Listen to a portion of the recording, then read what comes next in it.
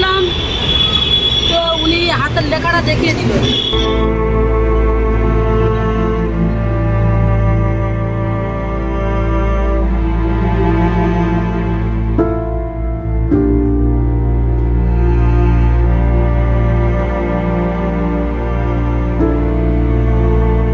প্রচুর মানুষের রাস্তা দিয়ে চলাচল করে, এটা বাক্সারকে ব্রিজের নিচে। তো উনি পড়ে আছে, ওনার দিকে কেউ দেখছে না। ওনার খিদে পেয়েছিল, তো আমি একটু খাবার দিলাম। ওনার নাম বলছি, উনি নাম বলতে পারছে না, তো মানসিক ভারসাম্য হারিয়েছে।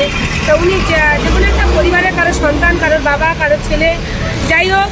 তো আপনাদের কাছে আমার একটাই অনুরোধ, আপনারা সবাই একটু করে শেয়ার করবেন। আপনাদের শেয়ারের মাধ্যমে যদি উনি ওনার পরিবারে ফিরে পান, তাহলে আমরা যেই রাস্তায় বেরিয়ে হয়েছি ওদের পাশে দাঁড়াবো বলে আমাদের বেরোনোটা সার্থক হবে প্রথমত। দ্বিতীয়ত, ওনাদের মতো অসহায় মানুষরা এইভাবে কখন কে খাবার দেবে বা খাবে এই ভরসায় ওদের দিন চলে যায়। কখন ডাস্টবিনের খাবার ঘুরিয়ে খায়, এইভাবে ওদের লাইফ দিনটা কেটে যায়। কখনো খাবার হয়তো আসে, কখনো আসে না, ভাগ্যেই জোটে না হয়তো।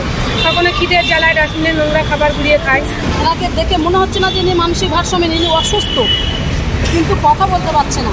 উনি এসে দেখলাম পাকসার কাছে ব্রিজের নিচে শুয়ে আছে। তো ওনাকে ডাকলাম বাবা বলে, উনি তাড়াতাড়ি করে উঠলো। উঠে দুটো খেতে দিলাম, খেলো।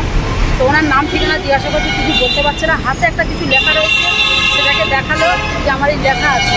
আপনাদের কাছে একটাই অনুরোধ করবো, আমাদের ভিডিওটা শেয়ার করে দিন। আপনাদের একটাই শেয়ারে যদি ওনার পরিবার যদি খুঁজে পায়, যদি নিয়ে যায়, তো উনি সুস্থ জীবনযাপন করতে পারে।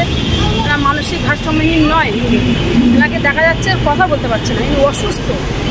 কোনো মানসিক ভারসাম্যহীন বলে আমার মনে হচ্ছে না এনাকে। যদি এনার পরিবার যদি সুস্থ জীবনযাপন করতে পারে। রাস্তায় পথ চলতে মানুষ অনেকে যাচ্ছে, কেউ ফিরে তাকাচ্ছে, কেউ ফিরে তাকাচ্ছেও না। কেউ হয়তো কোনো দুটো দেয়, কেউ দুটো দেয় না, কেউ কখনো খায়, কখনো খায় না। এইভাবে মানুষ আরও অসুস্থ হয়ে পড়ে যাবে। এখানে টয়লেট, বাথরুম সবই করছে।